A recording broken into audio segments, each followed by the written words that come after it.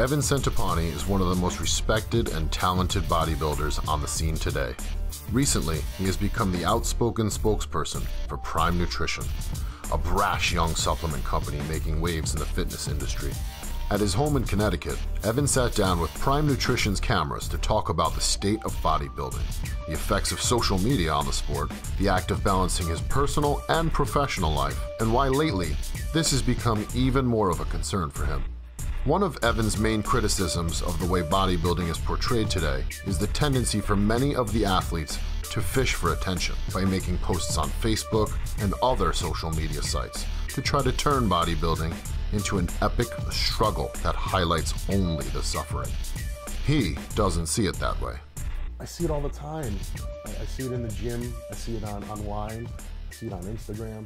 I see people who want to be recognized, right? They want to be that competitor. They want to win this. They want to be a pro. They want to compete in the Olympia, right? So they have all these kind of like their bucket list, all these big aspirations, but they don't even like bodybuilding. You know what I mean? They don't like to diet. They got this whole list of things they don't like. I don't like to diet. I don't like to eat this. I don't like doing cardio. What do you want to do that for then? You want to eat junk food? That's what you fantasize about? You can have that, man. You can have it. You can have it right now. Or do you want something, is there something that what do you really want? And let's be honest, most of the time, it's harder to figure out what you really want than it is to actually get it.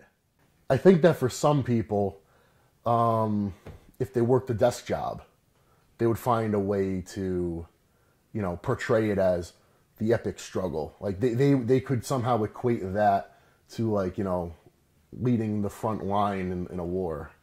I don't want to use the word struggle. You know what I mean? It's not like that. Struggle is, adversity is, those are words like, okay, if I were sick with cancer, okay, and I can't bodybuild anymore, and I have no money coming in, and we're going to lose our home, all right? That's struggle, all right? That's adversity, okay? Adversity is not, well, should I spend 2 hours in the gym or 3 because I have to do an extra so many sets for my calves today, and adversity is eating this meal and it's chicken and rice and I don't want to eat that again. That's not adversity, man. Adversity is you got no food, and you have no money to buy it. That's not me. As a young boy, Evan often struggled with his weight and body image. Discovering bodybuilding enabled him to transform his physique, and at the same time, produced an unexpected side effect, turning a chubby, shy kid into a confident athlete. As Evan quickly learned, there is a psychological transformation that accompanies a physical transformation. Look, I chose bodybuilding, right? I decided it was something I want to do.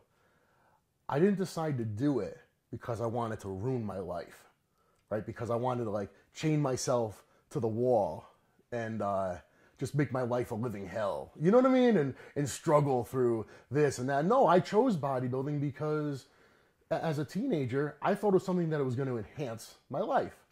So, okay, I can go to the gym. I can change how I look physically. I can change how I feel about myself. I can feel better. I can look better. And that's what I did. And that's what it was for me. And that's what it still is for me. Okay, I get a certain high out of going to the gym. I love the gym. I like being there. Okay, is it hard getting under a bar and doing squats? With 500 pounds, 600 pounds? Yeah, it's hard. Is it great while you're doing it? Maybe not at that exact moment, but as soon as that set is over, it's I did that. You know what I mean? That is awesome. I like that. For Evan, bodybuilding has always been a positive force in his life and never something to suffer through. He embraces the diet and especially loves spending time in the gym. For this Olympia contender, success in this sport or success in any aspect of life comes down to one simple thing: hard work. One thing I've learned throughout my life, it's probably best to do things I don't like doing. Whether it's heavy squats or it's, anything. Usually if something makes you uncomfortable, it's probably a good idea to keep doing that until it's not uncomfortable anymore.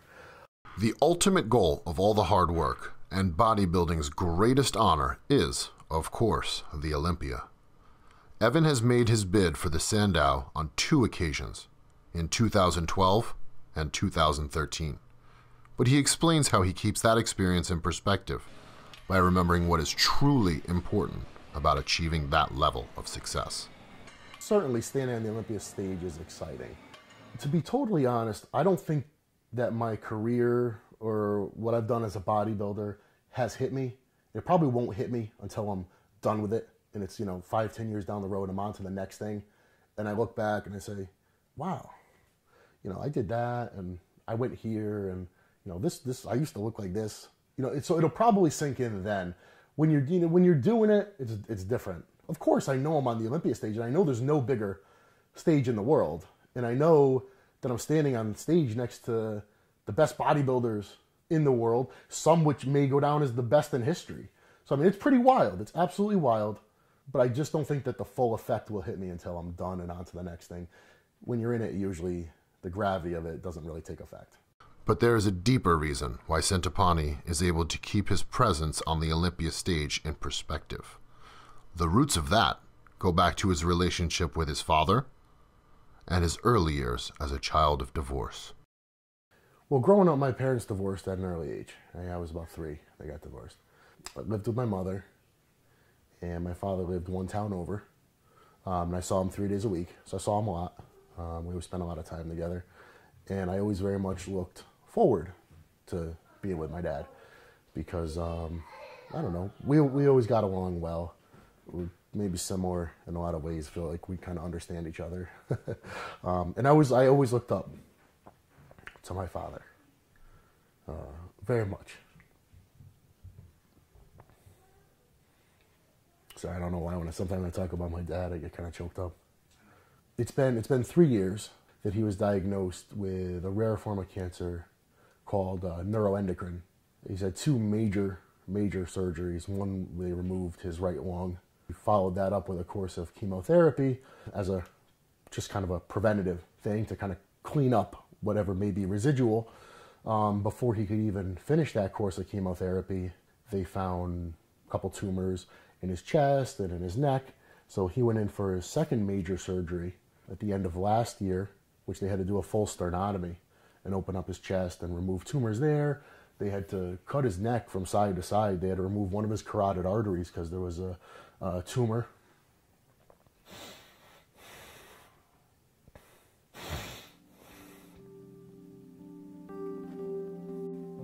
There was a tumor wrapped around it, so they had to remove that.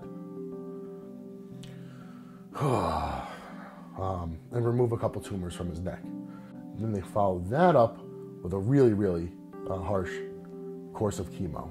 And that one did a number on him.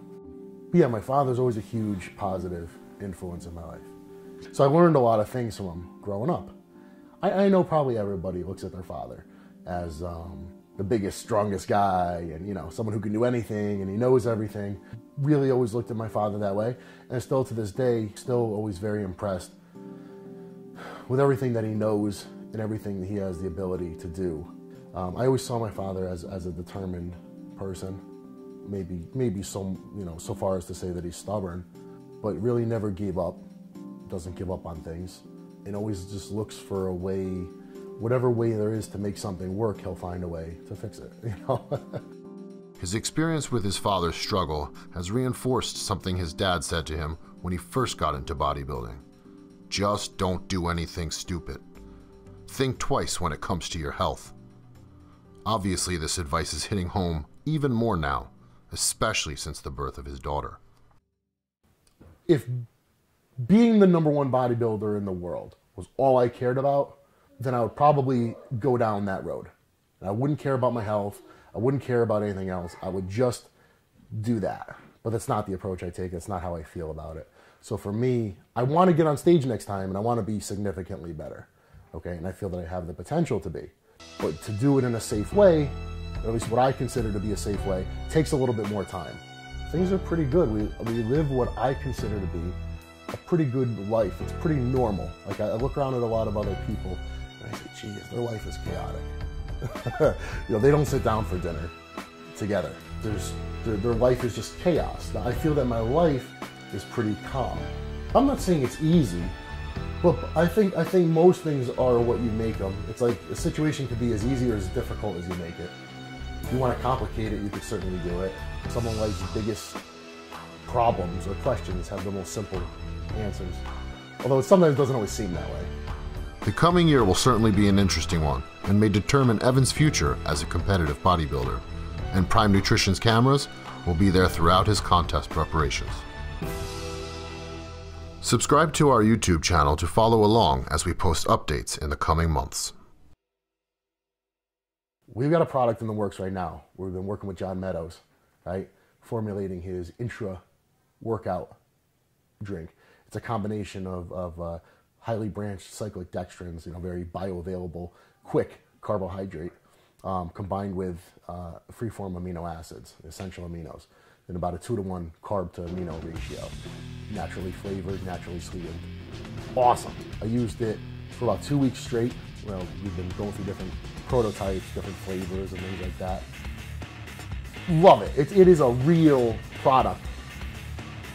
Because there's some products that are great that maybe you don't feel them working, but they are doing something very good. But this is a product where you notice my recovery, like, immediately was improved.